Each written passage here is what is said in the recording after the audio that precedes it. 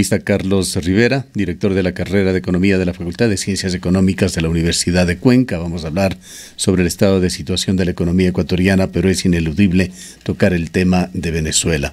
Un estado fallido, Venezuela, así se lo califica ya no solamente desde sectores opositores. Hay una preocupación general que ha trascendido a Latinoamérica, es una preocupación global sobre lo que está sucediendo en ese país, y el economista Rivera incidentalmente acaba de regresar de Venezuela. ¿Qué es lo que se ha hecho en Venezuela que no debe hacerse en otros países, economista Rivera? Bien, muchas gracias por la pregunta. Mire, básicamente creo que la semana pasada que la familia estuvo en Isla Margarita, pudimos valorar lo que representa la dolarización para la economía ecuatoriana. Y yo considero que después de haber vivido de cerca lo que viven los venezolanos, considero que el mejor ministro de Economía que ha tenido el Ecuador se llama dolarización, porque cortó de raíz cualquier posibilidad de emisión inorgánica de dinero, ¿no?, que definitivamente le ha llevado a la debacle, a la miseria absoluta a ese país, otrora el más rico de América Latina. Un abuso permanente de la emisión monetaria junto a un despilfarro fiscal, corrupción e incentivos completamente incorrectos, precios distorsionados. Hace un rato comentábamos que la gasolina, por ejemplo, allá con $1 usted compra alrededor de cerca de 2 millones de galones, escúchese así, o sea, con $1, es decir, en su vida consumirá 2 millones de galones. Con unos pocos dólares puede ponerse una gasolinera usted. Exactamente. Esas son las distorsiones a las que llevó el chavismo y hoy el presidente Maduro, ¿no? Realmente es un insulto a la inteligencia de las personas ver los cuadros en un aeropuerto obsoleto, acabado, las fotos de Chávez. Hay un momento totalmente caótico de las herramientas de la economía. Totalmente, completamente. Yo creo que prácticamente la gente está esperando salir de ese país. ¿Qué significado tiene el dinero venezolano?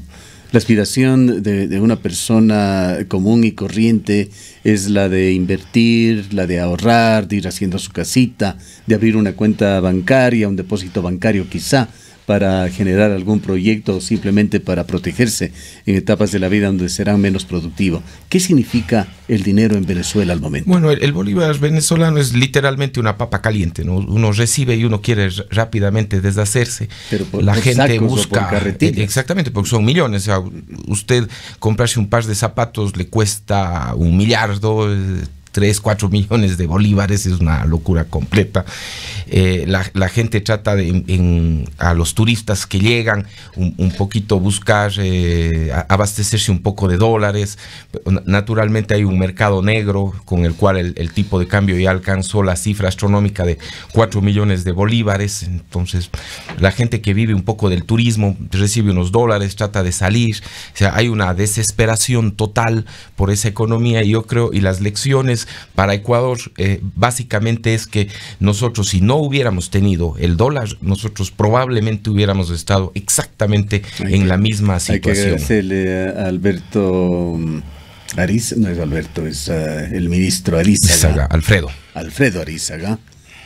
¿Quién más estuvo allí? Se hablaba de la dama de la dolarización. Ana Lucía Armijos. Ana Lucía Armijos, estaba Augusto de la Torre, todos funcionarios del Banco Central de la época. Lo hicieron en condiciones también desesperadas para la economía ecuatoriana. Sí, naturalmente, y no había cómo parar el tipo de cambio, había una total pérdida de credibilidad en el gobierno de la época de Yamil. Pero en el largo plazo ha resultado positivo para la economía de Ecuador, para evitar justamente la acción de gobiernos irresponsables. Porque la dolarización debe considerarse como una camisa de fuerza, ¿no? Países serios, responsables, con buen manejo de la política económica, como Colombia o como Chile, no necesitan dolarizarse, no necesitan una camisa de fuerza. Pero para países irresponsables como Venezuela, como Ecuador, la dolarización es la mejor medida, es el mejor antídoto contra el populismo. O sea, ni siquiera me quiero imaginar lo que pudiéramos haber Ecuador, vivido. Por muchos años se ha tenido como un fantasma a Venezuela. Ventajosamente no nos hemos acercado a esa situación. Sin embargo, la economía ecuatoriana no está bien. Sí, naturalmente, nosotros, si bien es cierto, no hemos tenido el abuso de la política monetaria, pero en cambio tuvimos el abuso de la política fiscal. Y mientras Venezuela vive procesos devaluatorios, hiperinflacionarios, que igualmente llevan a la población venezolana a la miseria, en el caso del Ecuador, una política fiscal irresponsable nos está llevando a procesos deflacionarios, a procesos recesivos, que llegan exactamente a las mismas condiciones o nos podrían llevar a las mismas condiciones si no tomamos medidas pronto. Es básicamente, en el uno nos ponen en una hornilla, en el otro en cambio nos ponen en un refrigerador, pero en ambos lados terminamos muy mal los ciudadanos. Y no terminan de tomarse medidas económicas que se las discute abiertamente. Se habla ya ahora de temas muy sensibles como el recorte a los subsidios, el recorte a los combustibles, que quizá es lo más inminente, lo más cercano. Claro. Mire, deben ser tan graves las tensiones fiscales que heredó el ministro Martínez para que haya puesto nuevamente en el tapete de la discusión el tema de los subsidios.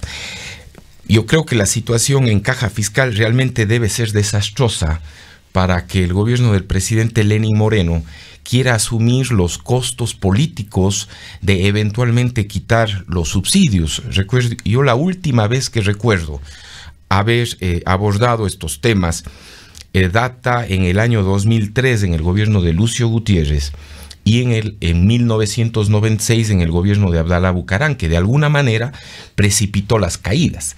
Es decir, hay tremendos antecedentes políticos respecto a quitar los subsidios. Se volvieron un tabú, sobre todo el caso del gas, también creo que de la diésel, por la connotación de ser el combustible prácticamente único que se utiliza en el servicio público. Claro. Lo que pasa es que los subsidios a los combustibles deben ser entendidos como una droga. Primero porque tenemos una convivencia de casi 40 años con ellos. Luego, un subsidio lo que produce es una dosis alucinógena de euforia y una dosis extra de energía de pagar menos del verdadero costo, ¿no? Entonces, consecuentemente, como cualquier droga, el quitar la misma significa que debemos asumir una especie de síndrome de abstinencia que eventualmente nos puede llevar a la muerte. Hoy los transportistas están muy preocupados, por ejemplo, de una eventual quita del subsidio. Las familias que estamos acostumbrados a pagar o a tanquear, por decirle un ejemplo, con $15 nuestro vehículo, el subsidio más o menos representa unos $4, es decir, cerca de un 30%. Entonces eso significaría un impacto fuerte a la capacidad adquisitiva de la gente. Respecto a lo cual yo debo mostrar mi total desacuerdo en que se quite los subsidios, pero bajo la lógica y bajo la justificación que se está dando. A mí no me parece que quitar los subsidios como una medida fiscalista de cubrir el déficit fiscal, de hacerle más sostenible al endeudamiento público, sea lo correcto, porque me parece que eso es un insulto a la economía y sobre todo a la justicia económica. Porque estaríamos cambiando el siguiente subsidio. Estaríamos quitando el subsidio a los combustibles por el más grande subsidio a la ineficiencia, a la corrupción, a la mediocridad, a la irresponsabilidad y a la corrupción del gobierno anterior. Eso estaríamos cambiando, porque lo que estaríamos diciendo es no podemos hacer nada, no podemos recuperar el dinero que nos robaron. Nos festinamos 10 años de un precio exorbitante del precio del petróleo y hoy tenemos que pagar la falla y que absolutamente todos los ecuatorianos tengamos que hacerlo. Mire, el gobierno anterior tuvo la oportunidad de quitar el subsidio en muy buena forma. En una primera etapa, cuando estuvo en su luna de miel, cuando todos pensaban candidatizarle a Rafael Correa para Premio Nobel de Economía, respecto de lo cual algunos economistas en esa época ya criticábamos y anticipábamos lo que iba a pasar de esa política. Cuando se hablaba del milagro ecuatoriano, exactamente, un derroche de propaganda. Exactamente, y en esa época, ¿no es cierto?, yo me manifestaba públicamente en los espacios que me tocaba de a dónde nos iba a llevar ese mal gasto de recursos, esa irresponsabilidad, ese total despreocupación por la sostenibilidad fiscal, y hoy básicamente se cumplió mis predicciones y estamos viviendo la época de vacas flacas. Y Correa tuvo en ese momento de gran auge, de gran popularidad, ¿no? Tenía que haber abordado ese tema porque probablemente política y socialmente lo hubiera podido hacer. Un segundo momento que un estadista le hubiera encontrado para quitar los subsidios es fines del 2015 e inicios del 2016, cuando el precio del petróleo... El precio de los combustibles con respecto al petróleo. Cuando el precio del petróleo cayó por debajo de los $20, hubiera representado en buen romance unos centavos más el ajuste en los precios de gasolina, del gas, del diésel, y probablemente el efecto psicológico, el efecto político no hubiera sido tan alto. Pero como siempre, obviamente un gobierno populista preocupado de las próximas como usted elecciones. describe, y no se han tomado las medidas oportunas. ¿Qué toca ahora? Bueno, básicamente a mí me parece, repito, yo no creo que el quitar los subsidios sea una medida fiscalista. Yo creo que debe ser considerada como una medida de eficiencia económica. Es decir, yo creo que el gobierno debe bajar drásticamente el gasto público. Debe cubrir el gasto, el déficit fiscal con lo que debe, que es reducir el gasto público corriente. Y solo allí volver a tocar el tema de quitar los subsidios, porque realmente hay un tema de ineficiencia económica, ¿no? Por decirle un ejemplo, o sea, nosotros por los dólares que nos están subsidiando por el tema del consumo de diésel o de gasolina eco, tranquilamente debería ser dinero que debe estar destinado a fines sociales como la salud y la educación, donde el dinero público tiene una más alta tasa de retorno, ¿no?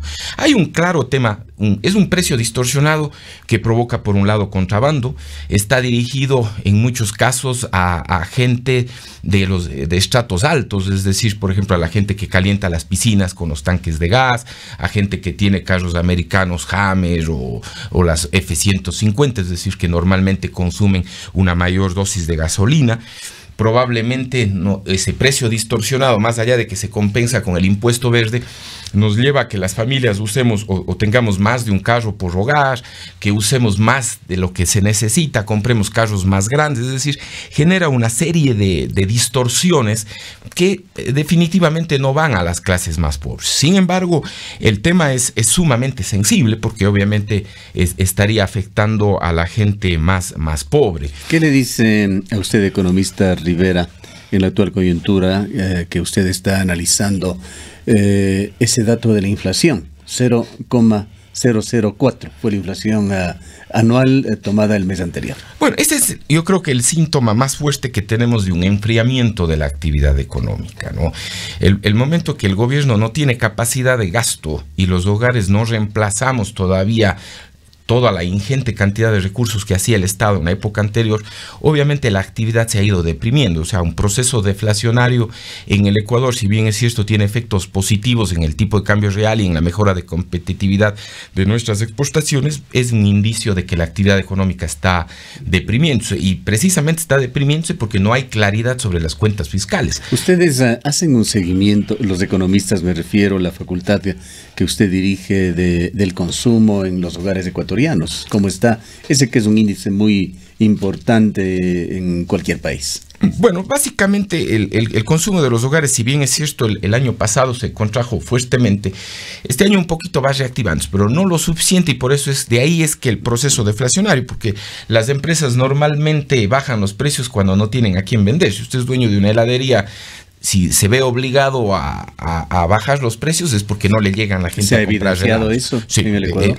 Hay un proceso deflacionario durante los últimos 7-8 meses, sistemáticamente procesos deflacionarios, y eso evidencia ese tema, ¿no? ¿Se extiende esto también a bienes de propiedad, a bienes raíces? Bueno, ha habido también, creo, de una época, bueno, eso también tiene una afección por el lado del impuesto a la plusvalía, de un poco la restricción de recursos que nos venían de las remesas, todo eso un poco infló. Yo creo que se generó una suerte de burbuja inmobiliaria en donde llevaron a precios mucho más altos de lo normal. Hoy lo que estamos viendo ya es una corrección de los precios, y por eso es que la actividad inmobiliaria va un poquito dinamizándose, ¿no? Bueno, el próximo mes, en septiembre, entrará ya en vigencia en todos sus alcances esta ley reformada, la ley de fomento productivo. Me parece que tiene un nombre un poco largo, pero en definitiva así se lo presentó. ¿qué cambios vamos a ver en el Ecuador? Cuando se sigue discutiendo lo que usted ha señalado de los combustibles, que muchos dicen si se actúa solamente con la gasolina súper no es suficiente y van a tener que tomar otras medidas. Incluso nuevamente ha vuelto al tapete de la discusión la posibilidad de que toquen el impuesto al valor agregado. Mire, hay un problema, y un poquito para acabar el tema de los subsidios, sí, y antes de contestarle un poco, yo creo que no solamente se trata de quitar los subsidios. Yo creo que la receta adecuada en el Ecuador es liberalizar el consumo de los derivados. Mire, el proyecto original del gobierno de Durán Ballén, cuando se implementaron las comercializadoras, era que Petróleos y Servicios, que Primax o cualquier otra de las comercializadoras importen directamente su combustible, tengan sus propias bodegas y despachen a sus distintas gasolineras. Pero nosotros desde esa época, yo no sé bajo qué razón, bajo qué lógica, pusimos una cuña de intermediación entre el gasolinero, que es el que finalmente nos vende a los consumidores, y Petroecuador. La gasolina es la misma para todos, en el caso del Azuay, todo se despacha desde Chaullabamba. Y yo no sé por qué, de un margen de comercialización sobre los derivados que probablemente está entre un 15, 16%, más o menos el gasolinero en términos ponderados lleva un 9% y la comercializadora lleva un 6-7%, yo no sé, por pasarle el cheque entre el gasolinero y Petroecuador se lleva un 6-7%. Yo no entiendo cuál es la razón, la lógica. Yo creo que hay que preguntarle a los ministros de Energía y al ministro de Economía desde la época de Durán Ballén, es decir, ya llevamos desde el año 1993, cuál ha sido la ganancia de las comercializadoras. Yo creo que si nosotros pensamos en quitar los subsidios, definitivamente la receta es liberalizar el consumo de combustibles. Inclusive, usted aún sin tocar el precio de los combustibles al consumidor, si usted quita ese margen de comercialización, eso se pudiera hacer un dinero extra para las arcas fiscales o para los propios gasolineros, porque si ellos viven prácticamente en quiebra, los costos le siguen inflando y tienen un margen fijo desde hace N años. Sobre este tema, aunque esto no es subsidio, esto, según uno de los mayores denunciantes del régimen de Rafael Correa, Fernando Villavicencio, señala que no se ha cambiado absolutamente nada en la forma en que negocia petróleo Ecuador y que se está regalando, dice él, $4 por barril, que ese es el perjuicio más grande que se está haciendo a los ecuatorianos, a la economía ecuatoriana, y que antes de pensar en el alza del subsidio de los combustibles debería reformularse ese tema. Correctamente. Básicamente, si usted suma lo que pierde el gobierno nacional por tener un intermediario entre Petroecuador y las gasolineras, más ese margen de $4 que se pierde por la exportación ya de crudo, usted básicamente tiene ahí una ingente cantidad de recursos. Todo eso suma una sola palabra: ineficiencia y corrupción. La pregunta es ¿hasta cuándo? Esa es la pregunta, porque no se necesita ser muy inteligente para darse cuenta que en esas dos operaciones diariamente el Ecuador pierde una gran cantidad de dinero. La pregunta es, no se necesita ser demasiado inteligente para darse cuenta que hay que cortar eso. ¿Hasta cuándo? Culminemos con el IVA y las posibilidades de una revisión. Bueno, yo creo que el IVA o ajustar el IVA como en la época del terremoto en Manabí me parece que sería totalmente regresivo, ¿no? Si hoy estamos viendo que la economía se está deprimiendo, subir el IVA básicamente sería tratar de apagar el incendio con más gasolina, y eso no creo que esté bien. Yo creo que el gobierno debe asumir la responsabilidad de bajar el gasto público corriente. ¿Y de cuánto es el gasto fiscal para este año? El gobierno dice 5.600 millones, pero hay economistas destacados que son frecuentes actores en los medios de comunicación que dicen que las necesidades fiscales siguen bordeando los 8.000 millones. Bueno, cuando uno depende de los cálculos cómo lo tome, pero básicamente están entre, como usted efectivamente habla, 5.000 a 7.000 millones. Tenemos un hueco fiscal aproximadamente de entre 5 o 6% del producto. Mucho dinero para un país. Claro, para ningún país eso es sostenible. Básicamente la sostenibilidad de las finanzas públicas en cualquier país sano, en un ciclo recesivo, eventualmente no debería superar el 3%. Y Ecuador tiene acceso solo a deuda cara en este momento. Exactamente, porque con el Fondo Monetario iniciamos las conversaciones, pero básicamente si no arreglamos cuentas adentro y le garantizamos un proyecto de sostenibilidad a futuro, evidentemente la deuda seguirá siendo onerosa. Básicamente lo que esperamos es que con el nuevo proyecto de reactivación productiva lo que empiecen es a calmarse en los mercados financieros internacionales y empiece a fluir los recursos, pero básicamente a mí me parece que tocar el tema de los subsidios como medida fiscalista me parece incorrecto, injusto sobre todo, y me parece que eso es la muestra de que la caja fiscal no anda muy bien, que digamos. Me parece que ni siquiera con la ley de reactivación productiva es tan clara, por eso es que se ven abocados a tocar temas tan sensibles desde el punto de vista político y social. A mí me parece que al final del día, abordar los temas de los subsidios a los combustibles puede provocar un shock, una convulsión social y política, donde el shock económico es un juego de niños al lado de lo otro. Ahora el propio gobierno ha llevado esta situación a un punto ya culminante. En esta semana tendrá que haber un anuncio con respecto a la decisión que el gobierno tome o deje de tomarla con respecto a los combustibles. Sí, a mí me parece totalmente equivocado, porque a mí me parece, repito, si terminamos levantando los subsidios, estaríamos haciendo un monstruoso subsidio a la corrupción, a la ineficiencia, a la ineptitud y a la total irresponsabilidad fiscal del gobierno anterior cuando paguemos ese subsidio. Y la gente sabe eso, la gente va a levantarse, la gente sabe que hay otras fuentes de dinero para las arcas fiscales que no se están abordando. Usted mismo habla los $4 de diferencia en la exportación de crudo. Entonces exigirnos que nosotros que paguemos un precio justo cuando vemos en otro lado cómo se bota la plata es completamente injusto. Es casi como decirle a los venezolanos que empiecen a pagar el precio justo de la gasolina cuando ellos regalan a Cuba, a Nicaragua, a Argentina. O sea, me parece que es una total irracionalidad lo que se está proponiendo tal cual las medidas. Pero repito, ya claro, el tema de los subsidios desde el punto de vista de eficiencia económica es correcto. Algún rato debemos tocar. Es una droga que el Ecuador ha vivido 40 años y toca, pero solamente cuando cubramos el bache fiscal. No invirtamos o no cambiemos el orden correcto de tratamiento de los temas. Está claro. Gracias, economista Rivera. El economista Carlos Rivera es director de la carrera de Economía en la Facultad de Ciencias Económicas de la Universidad de Cuenca.